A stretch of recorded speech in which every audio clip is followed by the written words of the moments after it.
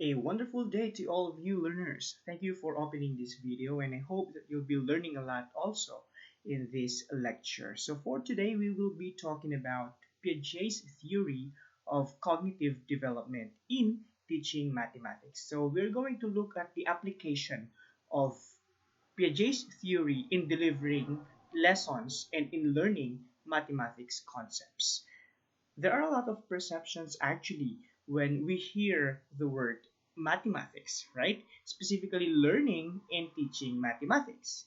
So, some of us might think that studying mathematics is a painstaking process, right? Some of us has a negative perception or has a perception about math that it is something that is difficult to learn, which in the long run will affect our learning of mathematics.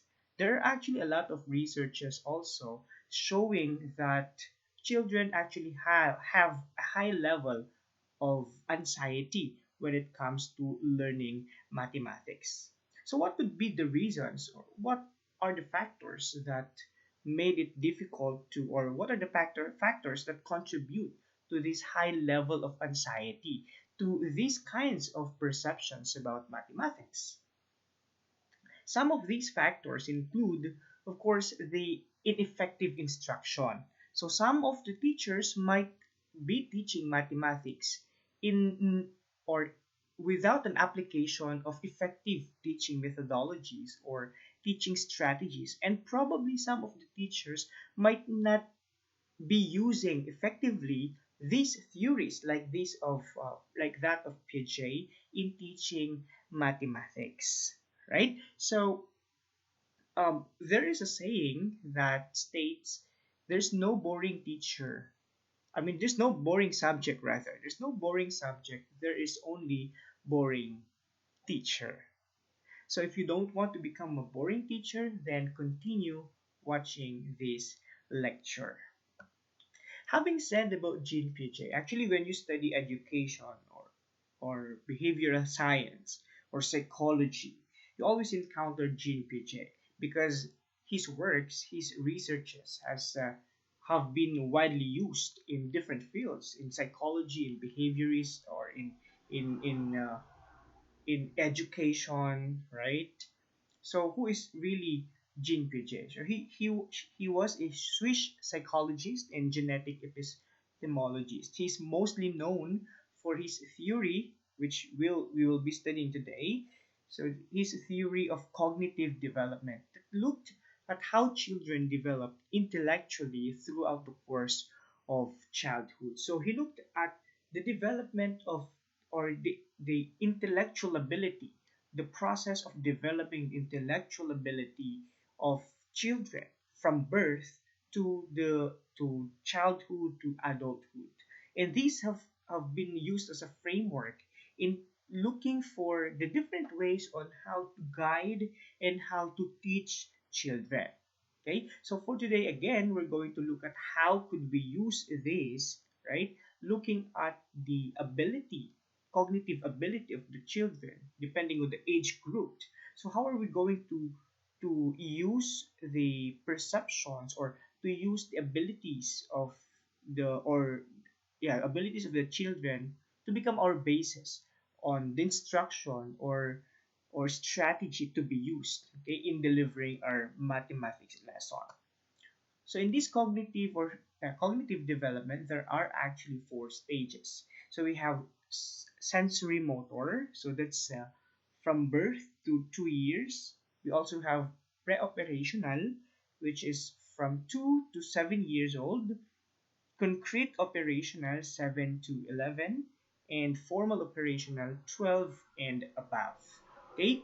Um, you might be thinking that is it definite like or is it automatic that if you're already 2 years old then you're already under pre-operational stage, or if you're already 7 years old then you are already under concrete operational? It's not actually always like that, okay? Because well, we all know about the differences of learners, right? So there are learners who are advanced, okay?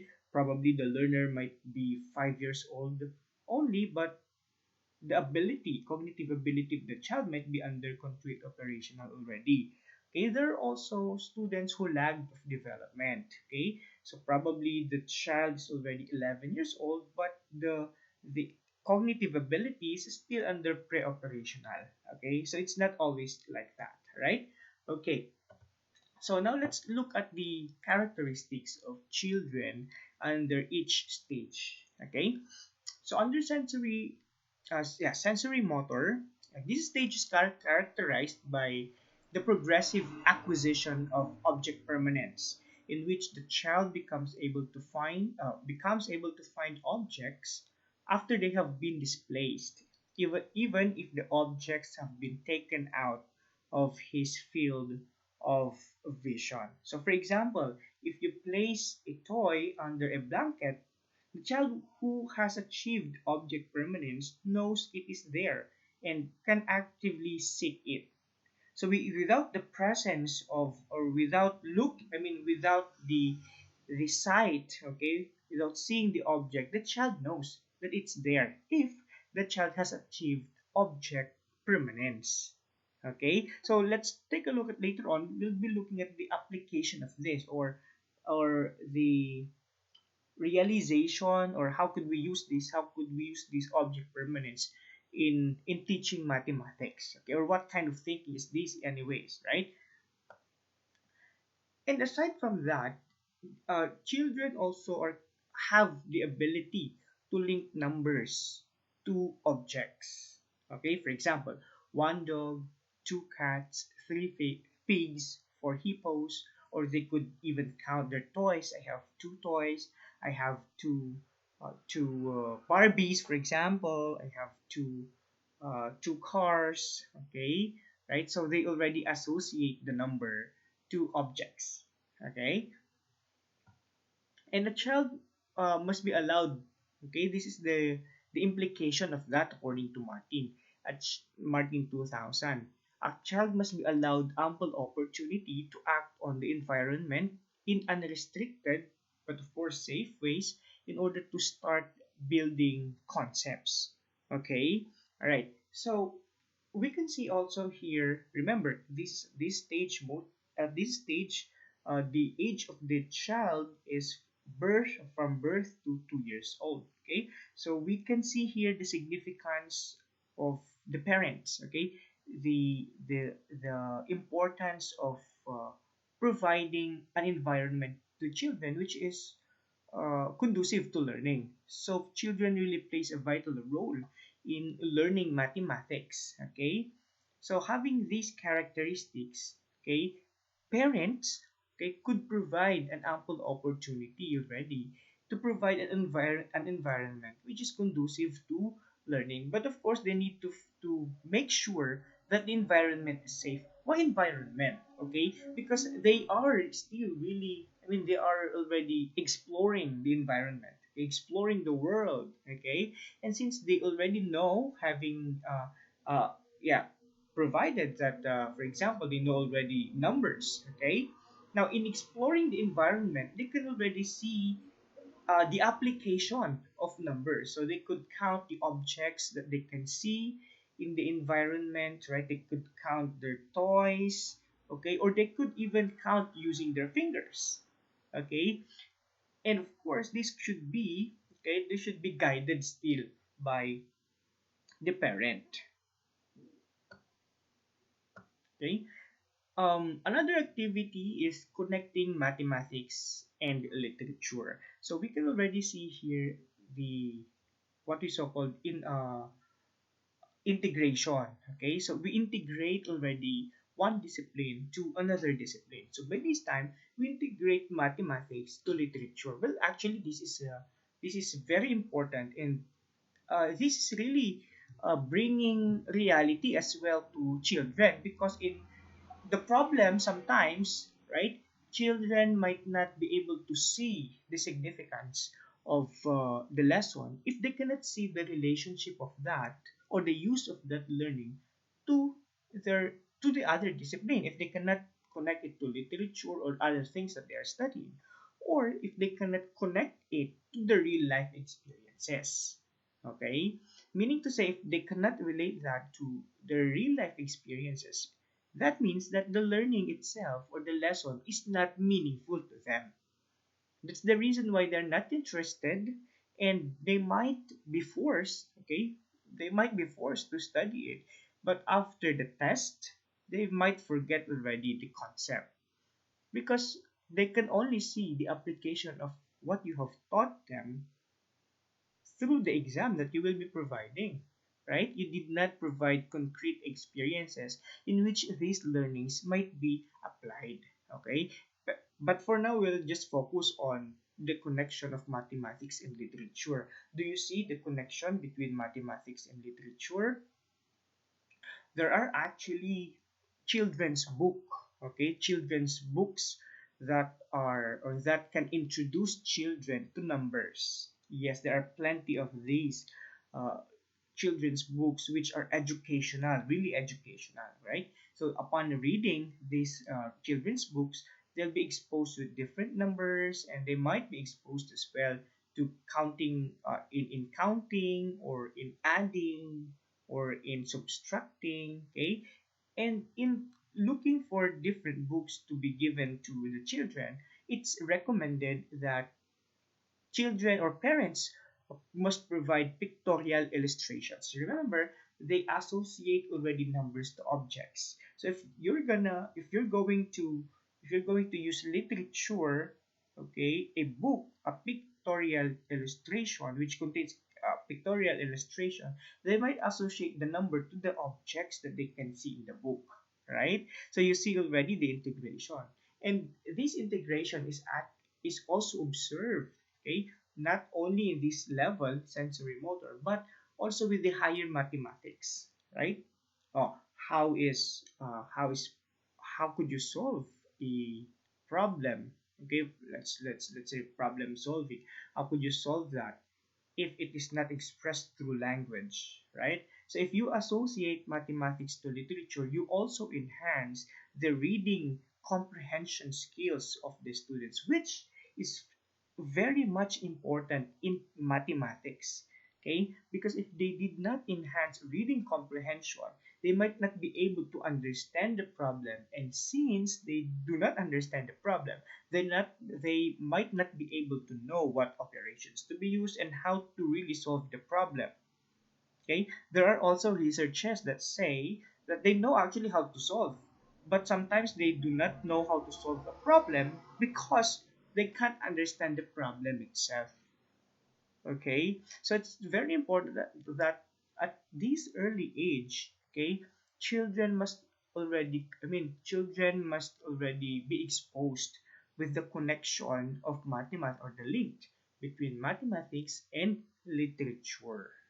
Okay, and so those who might be teaching in yeah, CASA, for example, or if you have children soon, you know already what to do if you have if your child already in that kind of development or stage by Piaget. So you must expose them with a safe environment, okay, a conducive place to learning. You have to link numbers to objects, and you could provide literature to children which they could apply the mathematics concepts at the same time. They'll be able to enhance already their learning or their reading comprehension, which is very important for future learning of mathematics and even other disciplines. Okay, now let's proceed to the pre-operational. So 2 to 7 years. So the characteristics of this stage includes an increase in language ability without overgeneralization, symbolic thought, egocentric perspective, and limited logic. Okay, so when we say symbolic thought, it's the ability to use symbols to represent things. So we can see sometimes we can see children, or we could probably remember our childhood days, right? Sometimes we play in the dirt, right? We play the dirt to make food. Right? We sometimes we act as cook, right? Or sometimes we act as a father, as a mother, or a child, and then we cook using the dirt, right? That's an example of symbolic thought, right? We already associate, or yeah, we already make use of symbols to represent things. Okay, when we say egocentrism, on the other hand, it's someone's ability to understand that inability rather someone's inability to understand that another person's view or opinion may be different from their own. So we don't understand, we only understand our own opinion. We only get and accept our own opinion or view about a certain event, for example. Okay, we don't accept the others perception, others view. Okay, that's egocentric perspective. So we also manifest that during these years. Okay, and of course a very limited logic only. Okay, so if you provide them uh, a hard or a complex, I mean a complicated mathematical problem, okay, which is not suited, okay, at this stage, that might begin the anxiety of the child, okay, in learning mathematics, or that might begin the perception that mathematics is really hard to learn. All right, it's just that we do not know. Okay, the mistake probably is among the teachers, right? Because they do not, probably some of the teachers might not be able to consider the cognitive ability of the child in providing activities to them. Okay, instead of helping them, sometimes we become the source of problem, right? So instead of helping them, sometimes we just make their lives complicated, okay, which should not be, because learning should be fun, right? Yes, okay. So children should engage with problem solving tasks that incorporate available materials such as and blocks, sand, and water. So as we can remember, and if you have already seen the framework of teaching mathematics, actually it's written in there that teachers or mathematics teachers must use manipulatives, all right, real objects. Okay, so it requires teachers to use all, instructional materials which are not which are tangible.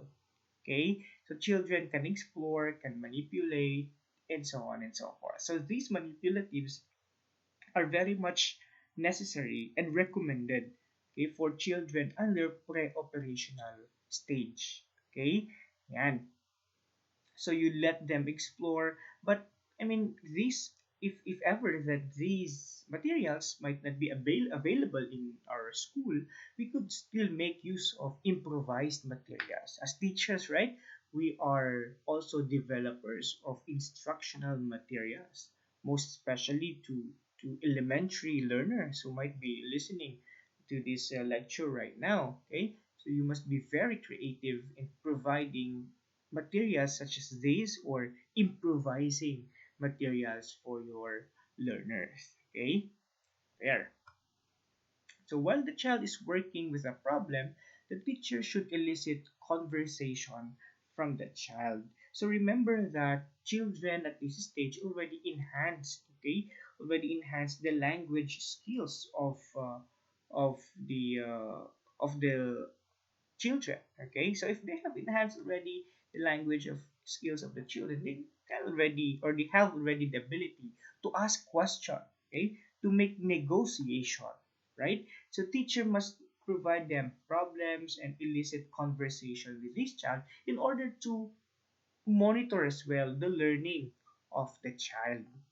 Okay, yeah, so that could be a form of assessment in the part of the teacher, so that if the teacher, for example, noticed that from the answer of the, or from the conversation with the child might not, for example, that the child did not really get, okay, the answer, then the teacher now has to provide scaffolding or guide, okay, to the child so that he can be or that the child can be retracted, or can learn really and correctly the lesson or concept that is being studied. Okay, yeah. There is a lack of logic associated with this stage of development. Rational thought makes little appearance. Okay?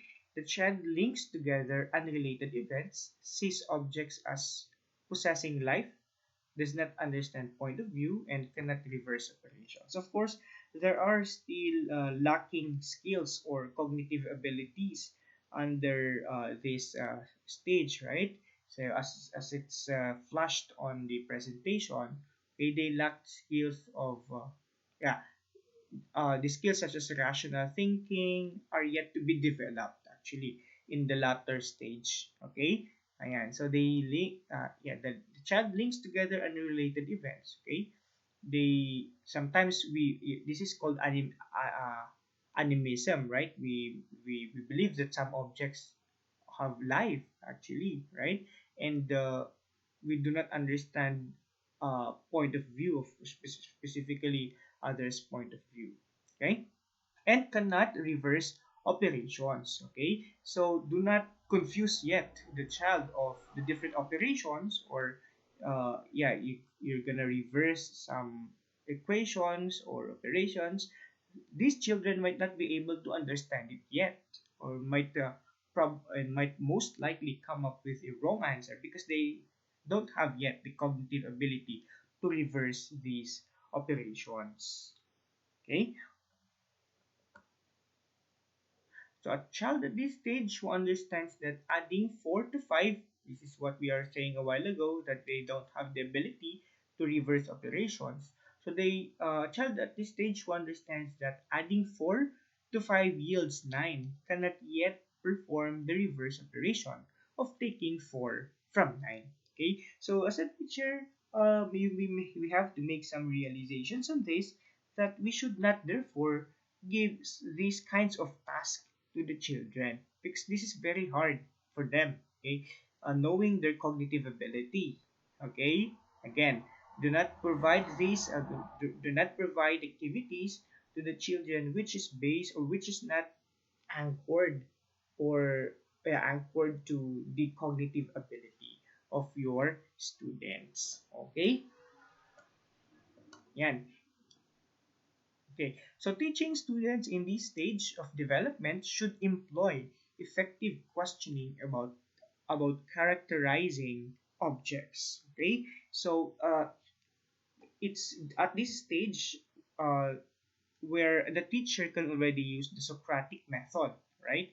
Or the teacher must be strategic, or must know how to to use the art of questioning in order to guide, okay, the child in thinking and in coming up with a correct answer.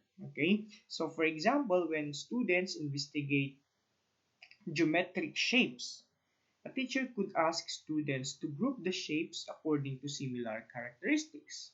Okay, so real objects are to be used in this kind of activity.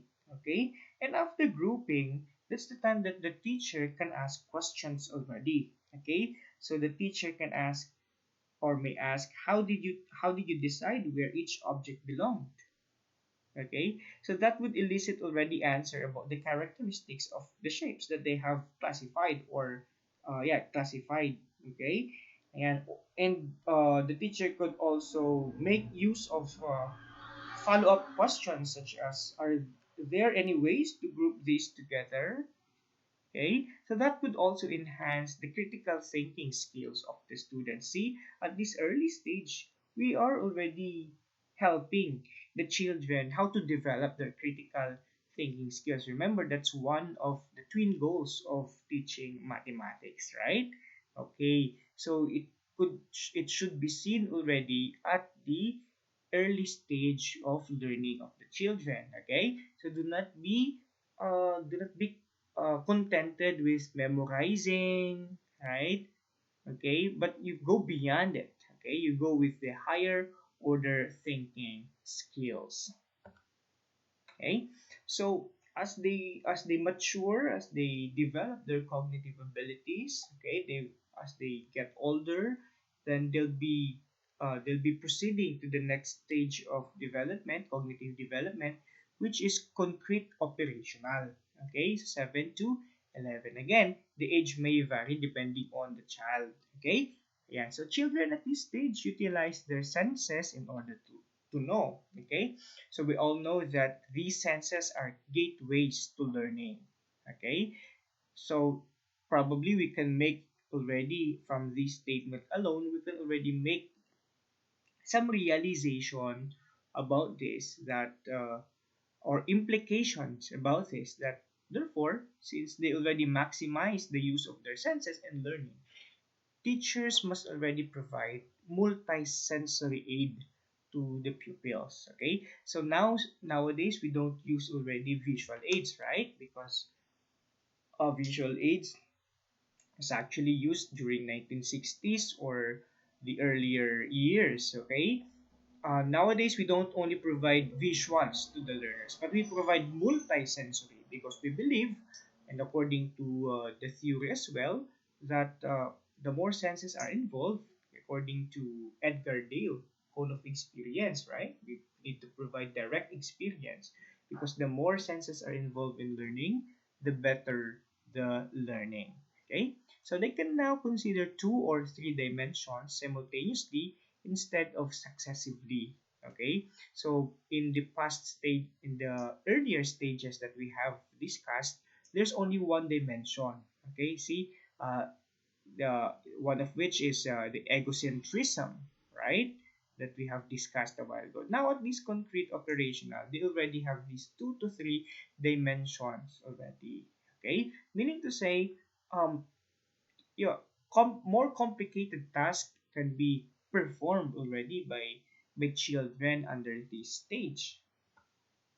Additionally, seriation and classification are the two logical operations that develop during this stage, and both are essential for understanding number concepts. So when we say seriation, this is the ability of or the ability to order objects according to increasing or decreasing length, weight, or volume. On the other hand, when we say classification, it involves grouping objects on the basis of a common characteristic. Okay, so these are mostly observed, okay, on the children under this stage.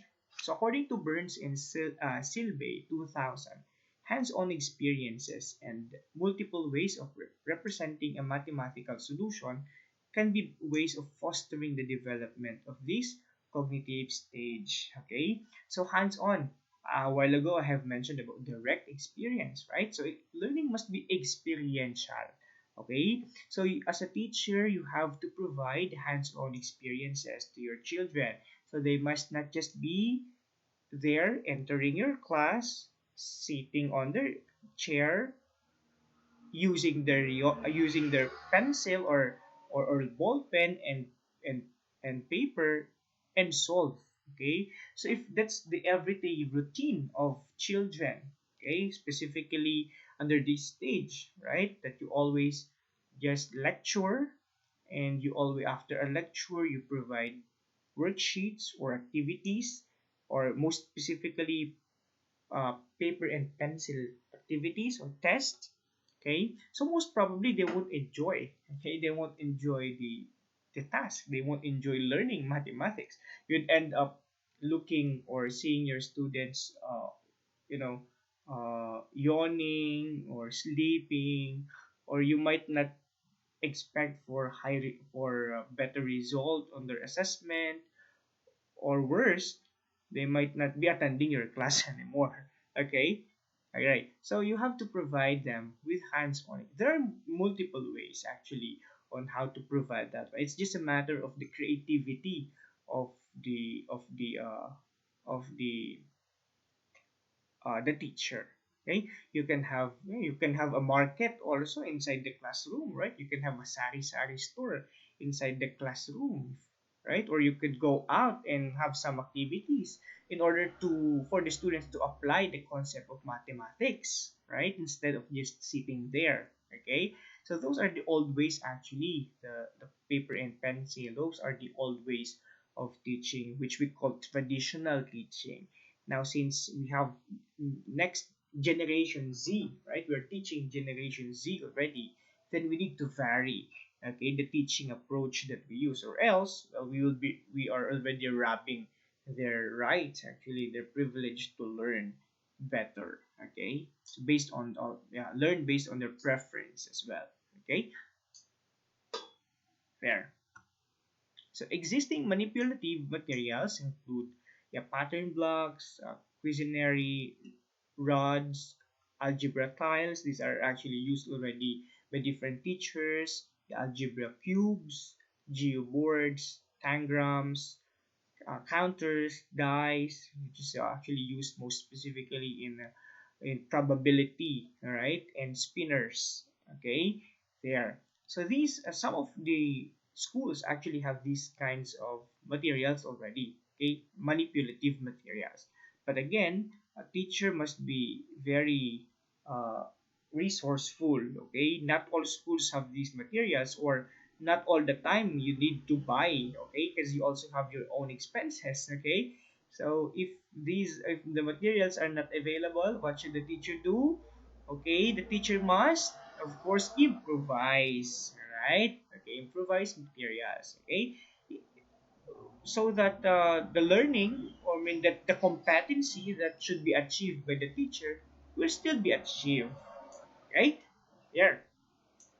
And then uh, now we're on the last stage of development, which is formal operational. So this is from 12 years old and above. So we can expect here already a an increased ability or cognitive ability of children. So the child at this stage is capable of forming hypotheses and deducing possible consequences, allowing the child to construct his own mathematics, right?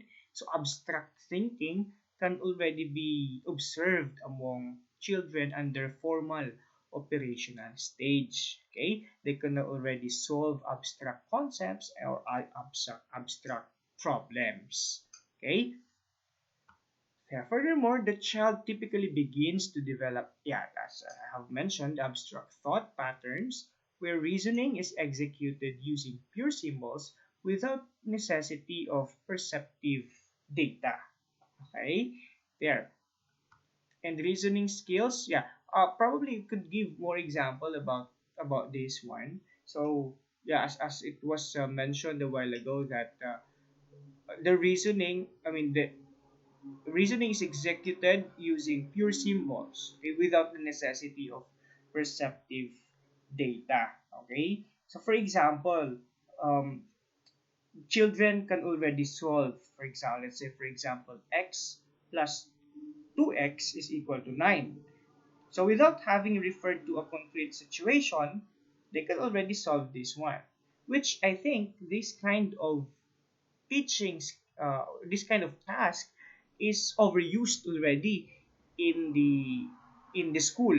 Okay, so 12 years old, they're around grade 6 or first or grade 7. Okay, so these are widely used already. The problem is some teachers use this kind of activity always during the earlier stage. Okay, so that makes it complicated. So these kinds of activities are recommended, okay, in to students or children under 12 and above, or who are already under this this formal operational stage. Okay, so going back to the example a while ago, so they can already solve x plus 2x is equal to 9 without providing a concrete situation, such as, for example, you don't need to make it in a concrete situation like Tony ate a certain number of candies, representing the X. His sister ate twice as many. Together, they ate 9. How many did Tony eat? Okay, so there's no need for such kind of situation already, since these children can already solve abstract concepts. Okay, if we still rely on these kinds of activities, right, concretizing or providing concrete situation under this stage or on the on the next years or in the coming years of their study. For example, if they're already in high school or senior high school, we keep on providing these kinds of activities, then this becomes now ineffective. Okay, why? Because we are not already developing the students based on their needs. Okay, so the task might look very simple already to them. Okay, so it might not, well, children nowadays, right, if they don't see any challenge on what they're doing, and then they might not be able to have or pay attention to it already, or they might not have the drive in solving or in answering it. Okay, so the task must also be challenging to them, right? Okay, so reasoning skills within this stage refer to the mental process involved in generalizing and evaluating of logical arguments and include clarification, inference, evaluation, and application. Okay, let's start with clarification. So clarification requires students to identify and analyze elements of a problem, allowing them to decipher the information needed in solving a problem. Before studying about clarification, actually, there's a very important task among the teacher in providing problems. Okay, this is actually I heard this from one of the talks, okay, in teaching mathematics that I have attended to. Um, some of the worksheets actually that were provided by some of the teachers, okay, they have seen that there are some problems with when it comes to word problems provided to the students, okay, because they have used terms that are really not uh, appropriate for them. I mean, not suitable for them. Okay, words that are not widely used or commonly used by the students. Okay, because that will defamiliarize, right? Defamiliarize the students. Okay, this is I'm just inserting this information that I have gathered. Okay, so as a teacher, if you're going to provide worksheet to your students or quiz probably, then you have to always consider that. Okay, you need to consider the language that is used. Make sure that it will be understandable based on their cognitive ability. Okay, yeah, so that they could decipher. Yes, they have this skill clarification, but okay, if it's too hard for them to understand, then there's a problem. Okay, there's a problem with the worksheet that you have given them. Okay, so that this problem must be under their ability, I mean, suitable on their ability, so that they can decipher the information needed in solving a problem. Okay, yeah. Another is inference. So students at this stage are developmentally ready to make inductive and deductive inferences. So yeah, deductive involves reasoning from general concepts to specific instances. So these are manifestations that these learners already have developed their logical thinking skills, right? Okay, they can already make use of deductive and inductive reasoning. Inductive reasoning is actually extracting similarities and differences among specific objects and events and arriving at generalization. So both would use the provided data in order to make use of or in order to come up with generalization. That's why it's termed inference. Okay, children now are able to make inferences based on the data they have or information they have. Okay, yeah. They're also capable of making an evaluation. Okay, so evaluation involves using criteria to judge the adequacy of a problem solution. For example, the student can follow a predetermined rubric to judge the correctness of his solution and to a problem. One of the values that is being taught to mathematics learners is actually uh, the the preciseness, okay, the correctness itself, okay, because mathematics, as they say, is always exact.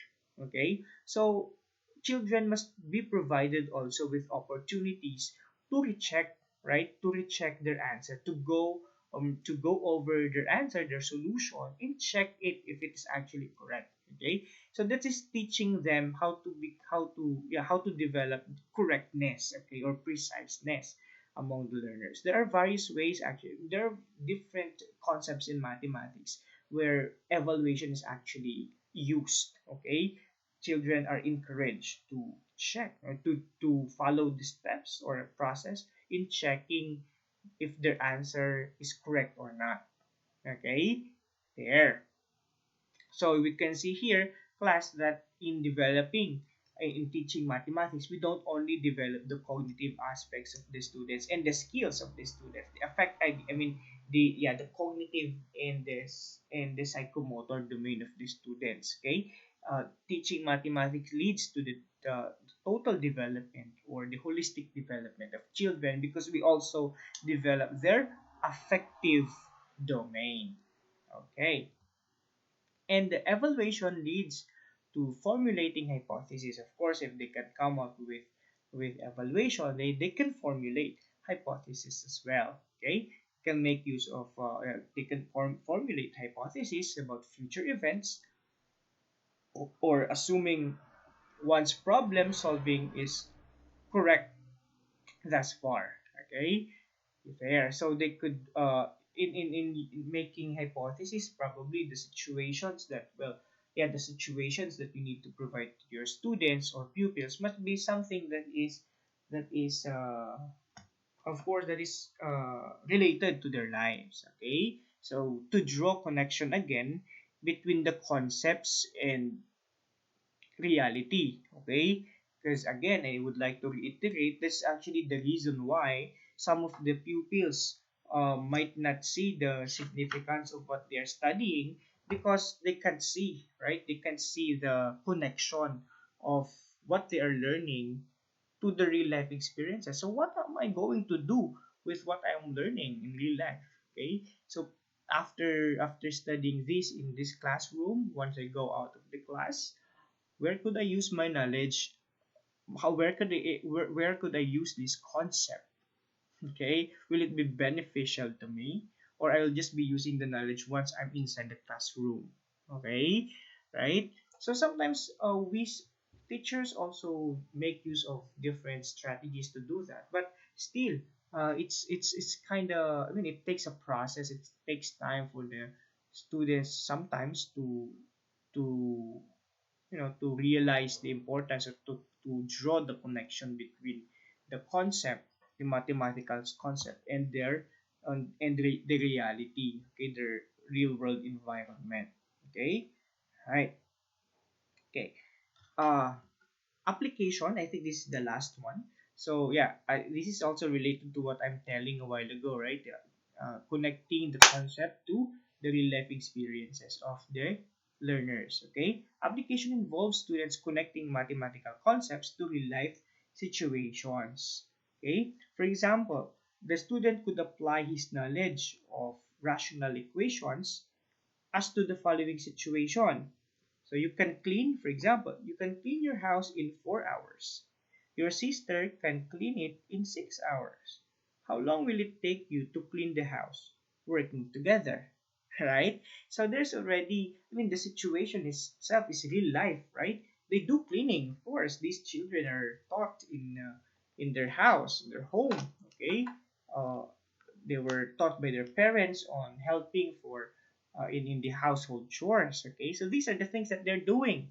Okay, so you make use of that kind of experience in the problems that you're going to give to your pupils. Okay, so that even without your presence, once they're going to do it again. Okay, they're going to clean the house, then they might be here. They might be already computing how many how long will they take in, in cleaning the house, and so on and so forth. Okay, and another, I mean, in other similar situations, right? Okay, and in that way, I think it becomes more exciting in the part of the pupils. Okay, and it's as a teacher, actually, it's very nice, and it's heart melting, when you hear these learners applying, and when you see these learners applying the things that they have learned inside your classroom. When you observe them outside, and then they are actually using or applying the learnings that they had in your subject, it actually, that's very rewarding in the part of the teacher. And that's the goal also of teaching, right? Applying these things, the things that they learned in school, in their real life experiences. Okay, okay, ayan. All right, thank you so much then for watching this lecture, Agyamanak. If you have questions about this, you can comment in the comment section, and if I really have the luxury of time, then I'll be addressing, attend to your queries. Once again, thank you so much.